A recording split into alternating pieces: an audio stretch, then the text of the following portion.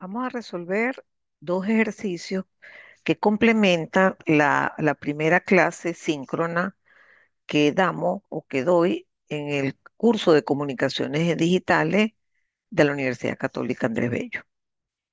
Son dos ejercicios que lo que hacen es como reforzar lo que se vio en la clase a través de dos ejemplos prácticos. Vamos a ver dos ejemplos muy sencillo, uno con señales sinusoidales que reflejan una modulación y uno con pulso. ¿De acuerdo? Este ejercicio dice lo siguiente: se tiene una señal modulada binaria equiprobable, significa que los dos símbolos tienen probabilidad un medio, que se transmite a una velocidad de 10.000 bits por segundo. ¿Ok? Eso es f-bit, que yo lo llamo la tasa de transmisión o la velocidad de transmisión, y que se puede representar con dos bases. Una es un coseno y otra es un seno. ¿Ok? De hecho, ya se ve que son ortogonales, porque un coseno no se puede representar con un seno. Observen aquí detalladamente cuál es la frecuencia de ese coseno y de ese seno. Como aquí normalmente aparece algo como 2 por pi por f sub 0, vamos a llamarlo así, obviamente la frecuencia de ese coseno es 4 f bit, es decir, que estaríamos hablando de 40.000. Pero más importante que el número es que entiendan, porque vamos a insistir muchísimo en esto, que si la frecuencia de portador es múltiplo entero de f bit, van a suceder una cantidad de cosas buenas que vamos por eso siempre preferir esta opción. ¿Ok? Aparte de darme las bases, decir que es modulada y además decir que son equiprobables los símbolos y la velocidad de transmisión, me dan la constelación. Yo tengo que entender esto perfectamente porque aquí dice, por ejemplo, que S1 es 0.001 veces U sub 1, o sea, es 0.001 U sub 1. En cambio, S2 no. S2 tiene una componente U sub 1 que es de 0.01, pero también se le suma una componente U sub 2. Entonces, el símbolo 1 sería 0.001 U sub 1, que es este, y ese 2 sería 0.001 U sub 1 más 0.001 U sub 2. ¿Ok? Entonces, vamos a empezar a comprender lo siguiente. Fíjense, por ejemplo, U sub 1. U sub 1 es proporcional de manera positiva con la base. Y esto es un coseno de fase cero. Entonces nosotros podíamos incluso dibujar esa señal una vez que tuviésemos K, que la vamos a obtener de inmediato. Pero esta señal, fíjense que tiene una componente U1, que es una componente coseno, y una componente seno, ¿verdad? Por casualidad del mismo tamaño. Bueno, quiero que empecemos a correlacionar la posición y relación que tienen las peloticas en la constelación, porque esas van a influir enormemente, y eso lo vamos a demostrar a través del proyecto, enormemente en la calidad del sistema. Por ejemplo, claramente esto es una modulación de amplitud y fase, porque la amplitud van a ver que está relacionada con la amplitud de la sinusoide real que va al canal, está asociada con esta distancia radial. O sea, la distancia radial aquí es 0.001. Eso no significa que el coseno que va a salir es de esa amplitud. No, pero está asociado. En cambio, esta distancia radial es más grande. Entonces, como vamos a ver en unos minutos, hay una modulación de amplitud, pero también de fase. Porque fíjense que aquí tengo un coseno puro, en cambio que aquí tengo no sé qué cosa coseno más no sé qué cosa seno. Y eso implica que hay una fase distinta a ese valor que es cero. Eso lo vamos a ver más adelante cuando veamos desplegado completamente la expresión de S1 de t y S2 de t. La primera pregunta, todo esto y no hemos empezado el ejercicio. La primera pregunta dice, determine las amplitudes de las bases. ¿Qué deben cumplir las bases? Que tienen que ser ortogonales y en este caso se observa inmediatamente que son ortogonales porque tienen simetría opuesta. Acuérdense que las condiciones son, no coinciden en tiempo, no coinciden en frecuencia o sea, todas estas son O. basta que se cumpla una, o tienen simetría opuesta, que es en este caso. ¿Ok? Entonces, ¿cómo obtenemos K? Diciendo que aparte de ser ortogonales, son ortonormales y eso significa que su energía es unitaria. Entonces tomamos, por ejemplo, la energía, tratamos de calcular la energía de la base uno, que me da K cuadrado coseno cuadrado, en el intervalo de tiempo t bit, y digamos, a través de una identidad trigonométrica cambio coseno cuadrado de x por uno más coseno de 2x sobre 2. Y eso es lo que está escrito aquí, ¿no? Muy bien, la segunda integral es nula. ¿Por qué? Porque en un tiempo t bit, ¿verdad? Caben varios ciclos de algo que tiene una frecuencia, en este caso de 8 f bit. Van a haber varios ciclos allí. Entonces, eh, digamos, las áreas va a ser un coseno, cuando uno lo integre va a ser un seno, pero igual estamos calculando es área. Y las áreas positivas van a cancelar las negativas cada vez que se cumple esta relación entera entre la frecuencia de portadora o el doble de ella, como en este caso, porque la frecuencia de portadora era 4 y la frecuencia de este 4 f bit y la frecuencia de este coseno es 8 f bit. Lo cierto es que la segunda integral desaparece y de la primera integral que queda así, yo igualo eso a uno y despejo K. Quiero llamar la atención de este resultado. Cada vez que yo tenga una base en donde aparece una señal sinusoidal cuya frecuencia es múltiplo de f bit o de f símbolo, cuando tengamos cuaternario, etcétera, etcétera, que no sean dos símbolos, sino más de dos, generalmente potencias de dos. Entonces, la amplitud de la base va a ser esta. Si este coseno tuviese otra frecuencia, eso no sería verdad. ¿Ok? Entonces, pero es algo importante porque usted lo va a poder usar sin tener que demostrarlo. Que aquí porque estamos empezando desde cero. Entonces ya obtuvimos el valor de K y cuando uno hace esto, da exactamente lo mismo porque va a aparecer, en vez de aquí coseno cuadrado, va a aparecer seno cuadrado. Y la diferencia aquí es que en vez de ser uno más coseno, es uno menos coseno. Igual esa segunda integral se va a anular y el K me va a dar igual. De todas maneras, ya era previsible porque usé la misma letra, ¿no? Entonces, apenas hemos logrado determinar la amplitud de la base.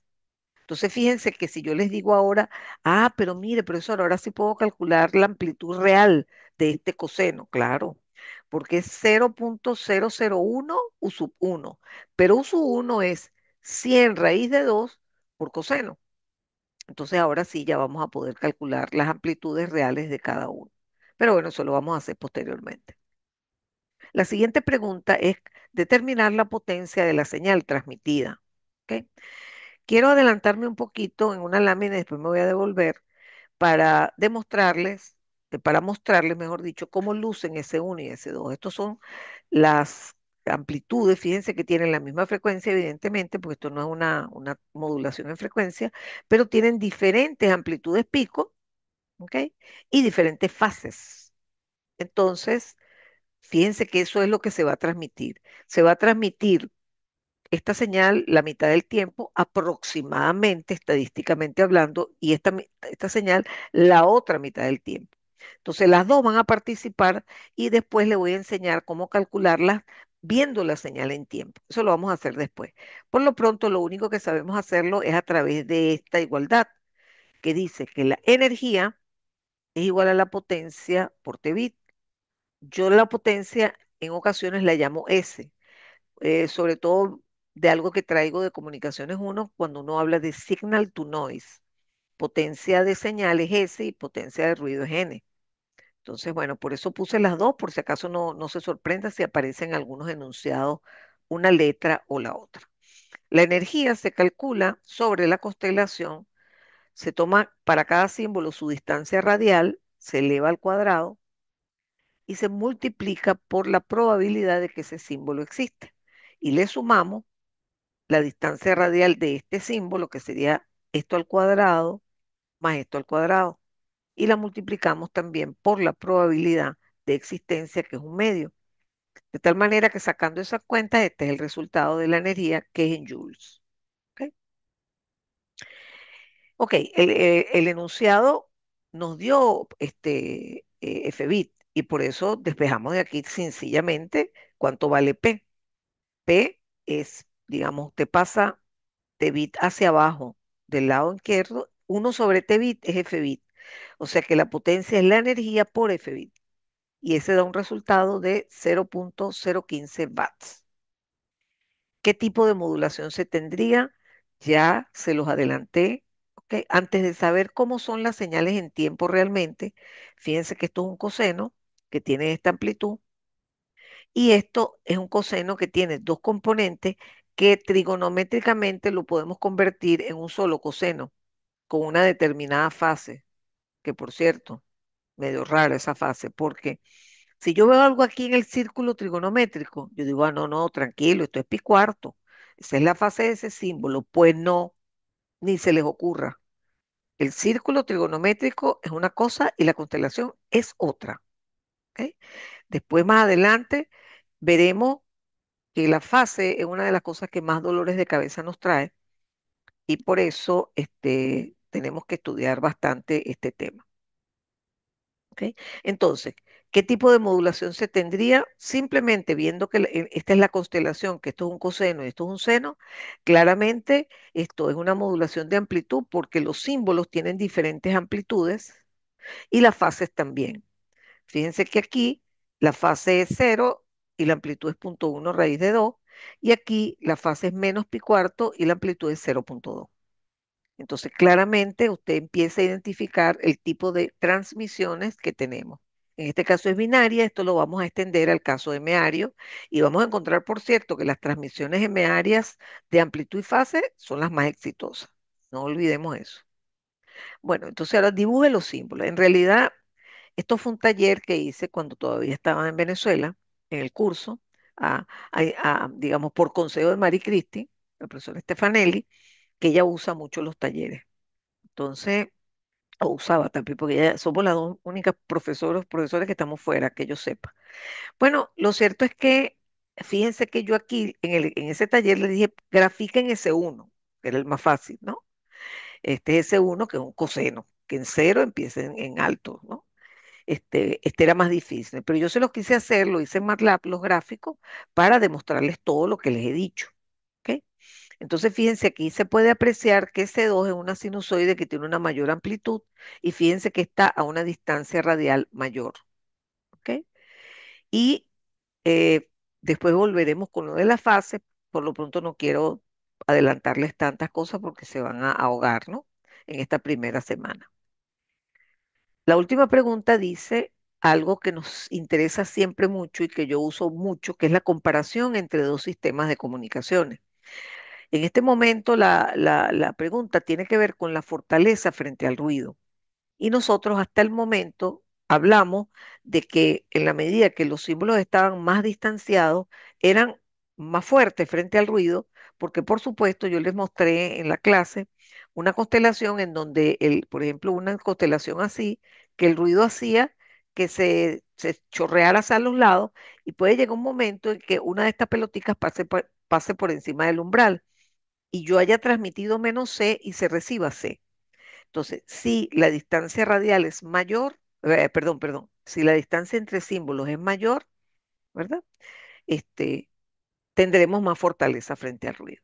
Entonces nosotros partimos de que conocemos la energía de nuestro caso y esta es la constelación y de allí obtuvimos que de min, que es esta distancia entre estas dos peloticas, es 0.001.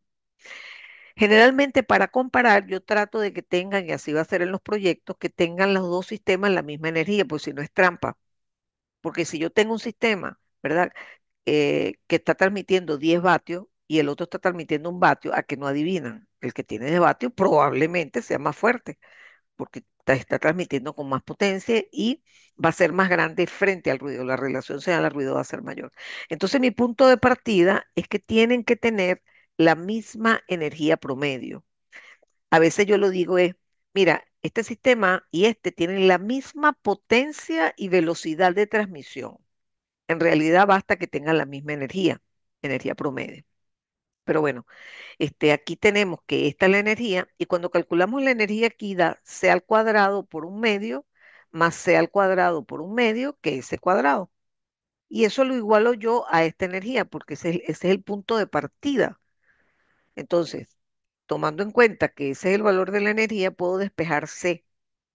Y de min es 2C, porque esta distancia obviamente es 2C.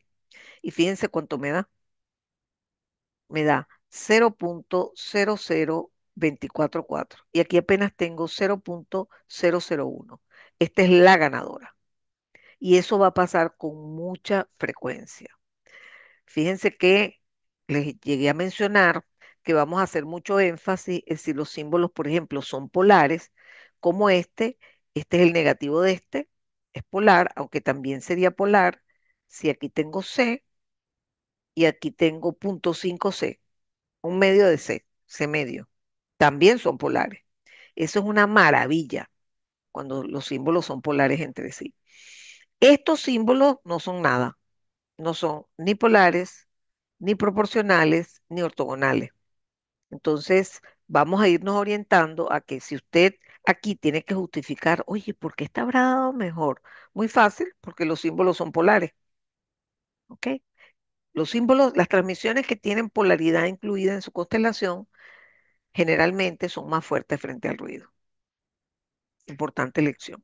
Vamos a pasar al segundo ejercicio, que en este caso es de pulsos. Entonces, fíjense qué dice. Determine las bases, la constelación y la potencia de la siguiente señal, sabiendo que Tebit es un segundo.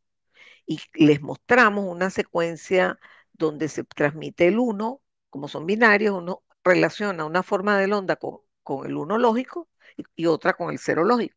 Entonces aquí me están diciendo que este uno está asociado con este símbolo uno. ¿Y yo qué veo aquí? Este es el cero, ¿oyeron? ¿Qué veo yo aquí? Que tengo un pulso que es constante durante todo Tebit, porque esto es un segundo. Entonces se trata de que el símbolo uno es así. ¿Ok? Ahora veo el vecino y obviamente es distinto y me doy cuenta que como esto es cero, aquí hay un pulso de altura 2 o de amplitud 2 voltios y que dura la mitad del tiempo de bit medios. Y después en el otro espacio que queda para completar bit aparece un pulso negativo. Es decir, que ese 2 tiene esta forma de onda. No olviden que bit es un segundo. ¿Ok? Entonces aquí vamos a seguir en la medida de lo posible el procedimiento Gram-Schmidt. Como les decía, uno comienza siempre eligiendo un símbolo y después va poniendo los otros. Y esos otros símbolos van a ir generando otras bases. Pero entonces aquí, por razones muy prácticas, vamos a tomar este símbolo como el que le va a dar forma a la base uno. Es decir, vamos a darnos cuenta que la primera base tiene la forma de ese uno, ¿ok? Pero normalizada, tiene que tener energía unitaria. Bueno, les adelanto que esto tiene energía unitaria, pero bueno, por casualidad. Lo cierto es que ordenamos el procedimiento de ortogonalización Gram-Schmidt poniendo las bases perdón, los símbolos en orden. Vamos a ir aprendiendo cuál es la mejor forma de ponerlo con el tiempo. Pero lo importante es que aquí tengo el símbolo uno, ¿verdad? Y él me va a dar la oportunidad de tener la base uno muy rápidamente. ¿Ok? Quiero recordarle que si yo tengo dos símbolos, puedo tener hasta dos bases, con lo cual, ¿verdad? Sé que quiero encontrar esas bases para poder representar ambos símbolos de esta manera, que tenga una componente, cada uno que tenga una componente US1 y una componente US2. Vieron en el ejercicio anterior que uno de los símbolos tenía las dos coordenadas y el otro solo tenía una. O sea, este no existía. ¿Ok? Pero eso no importa, eso no es ni bueno ni malo. O sea, esa es la forma esa es la definición de esa transmisión en particular. Bueno, entonces aquí, esto es una cosa general filosófica de lo que se busca con el procedimiento Gram-Schmidt, es encuentre las bases que me va a permitir desarrollar una representación que en el fondo me trae muchas ventajas. Primero, poder construir la constelación. Y segundo, poder descubrir cómo es el receptor para un determinado tipo, el receptor óptimo para un determinado tipo de transmisión. Entonces, la norma las ecuaciones dicen que la primera base va a ser igual al símbolo uno, pero dividido entre la raíz de la energía de ese símbolo. Pero es que la energía de este símbolo es uno, porque es la integral de uno al cuadrado entre cero y uno, como dice aquí. Entonces eso es uno. Por lo tanto, en este caso particular, raro, la base uno va a ser igual al símbolo uno. Y aquí está dibujada, ¿no? Muy bien. Oye, por cierto, déjame ver si puedo mover esto más abajo. Ok, muy bien. Ya tenemos la base uno y ahora necesitamos la base 2. Para eso tenemos esta fórmula. Cuando uno va a determinar una nueva base, yo siempre comienzo trabajando con este término que suele ser una sumatoria de productos escalares con respecto a las bases que ya tengo. Pero en este caso, como solo tengo la base uno, es más fácil. Tengo que hacer el producto escalar, que es lo que está este, escrito con esta notación. Este es un producto escalar, que es simplemente para señales, es señal 2 por uso uno en tiempo. Es decir, ellos quieren, mire, sabe, tiene que multiplicar este por este. Cuando uno multiplica estos dos, en particular, como esto es uno para todo t dentro del tiempo de símbolo, obviamente el resultado de este producto es S2, pero falta integrarlo. Pero cuando usted integra, fíjense que de aquí a aquí la señal vale 2, en cambio de aquí a aquí vale -2. Entonces, cuando usted hace ese integral, se da cuenta que el resultado final es cero, lo cual es maravilloso, porque entonces este término se anula y de este término también se anula y me queda solo esta parte. U sub 2 termina siendo igual a S2, pero normalizado. Fíjense la forma que tiene S2. Vamos a calcularle la energía, que es tomarla y elevarla al cuadrado. Aquí se podría hacer incluso en una sola integral porque hay que elevarla al cuadrado. Y como 2 al cuadrado es igual que -2 elevado al cuadrado, en realidad podría integrar de una vez 2 al cuadrado entre cero y uno. Pero bueno, tratando de ser en la primera semana de clase más tranquilito y más organizado, encuentro con dos integrales que la energía de este símbolo es 4. Por lo tanto, la base es el mismo S2, pero dividido entre la raíz de 4, o sea, entre 2. De tal manera que la segunda base queda así. Fíjense que tiene esta misma forma, pero con amplitudes unitarias. Listo, buenísimo. Ya tengo mis dos bases. Ahora voy a hacer la constelación. Fíjense que es bastante fácil entender aquí que el símbolo uno es una vez U sub 1. O sea que va a estar sobre el eje U sub 1. Y el símbolo 2, ¿verdad? Va a ser, es idéntico a U sub 2, ¿verdad? Pero multiplicado por 2. Es decir, que el símbolo 2 va a estar sobre el eje U sub 2, pero con una amplitud 2. Fíjense que esta distancia radial es 2 y esta distancia radial es 1, con lo cual este símbolo tiene más energía. Ahora voy a calcular la energía promedio para calcular la potencia, tal como lo hicimos con el otro ejercicio. Entonces tengo 1 al cuadrado por un medio más 2 al cuadrado por un medio y me da 5 medios. Por lo tanto, puedo despejar, al igual que en el ejercicio anterior, la potencia de transmisión sin tener que preocuparme, aunque yo se los voy a enseñar a hacer, ¿no? Cómo calcular la potencia de una señal que luce así en el tiempo. Por cierto, los símbolos se suceden en forma aleatoria. Esto es muy poco probable que sea S1, S2, S1, S2. Eso es improbable. A lo mejor vienen tres símbolos S1 seguidos, solamente que desde el punto de vista, digamos, didáctico, yo lo hago para que vean la sucesión y no por ejemplo, graficarles tres símbolos de C1, después viene C2, después viene otra vez C1, después vienen tres símbolos de qué sé yo. Eso es muy aburrido. Entonces yo lo que hago es dibujar. Generalmente ni siquiera dibujo dos. Si son dos símbolos, ni siquiera, perdón, si son dos símbolos, solamente los dibujo yo dos. O sea que el dibujo es hasta aquí. Y ahí usted sabe qué forma tiene ese uno y qué forma tiene ese dos. Y al revés, si yo les doy un ejercicio como este, que no les doy la señal en tiempo, sino que les describo las señales, y yo le pido a ustedes cómo luce la señal en tiempo, pues ustedes hacen esto. Si son cuatro símbolos, me dibujan S1, S2, S3 y S4, porque es lo más práctico. A sabiendas de que eso muy pocas veces va a pasar, que los símbolos aparezcan en orden. Muy bien. Entonces aquí ya tenemos, digamos, la constelación, como les dije, y pudimos calcular la potencia de la señal transmitida, a pesar de que es una señal rara, ¿no? Para sacarle la potencia usando la señal en tiempo, yo se los tengo que enseñar más adelante. Muy bien, ahora me voy a preocupar por la distancia entre símbolos porque eso es lo que me da la fortaleza frente al ruido. Entonces aquí la distancia mínima es el tamaño de esta línea azul, verde, que es 1 al cuadrado más 2 al cuadrado raíz cuadrada, la hipotenusa.